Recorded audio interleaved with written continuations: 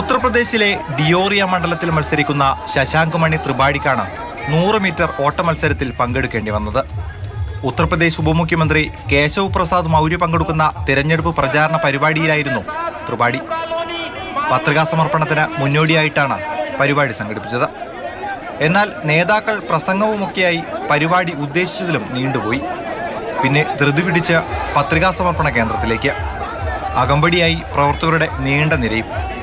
എന്നാൽ പ്രവർത്തകരെ പോലീസ് തടഞ്ഞു. ഇതോടെ അവസാന 100 മീറ്റർ ഒറ്റ ഓട്ടമായിരുന്നു ശശാങ്ക് മണി ത്രിപാഠിയും 3 സഹപ്രവർത്തകരും.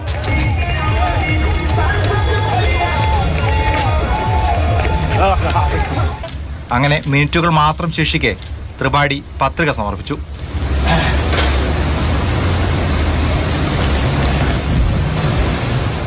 കോളേജ് പഠനകാലത്ത് നല്ല ഓട്ടക്കാരനായിരുന്നു. അതിനാൽ വലിയ ക്ഷീണമുണ്ടായില്ല എന്നായിരുന്നു ത്രിപാഠിയുടെ പ്രതികരണം. 54-കാരനായ ശശാങ്ക് മണി ത്രിപാഠിയുടെ ആദ്യ തിരഞ്ഞെടുപ്പ് മത്സരമാണിത്. Election desk, Mathrubhumi news.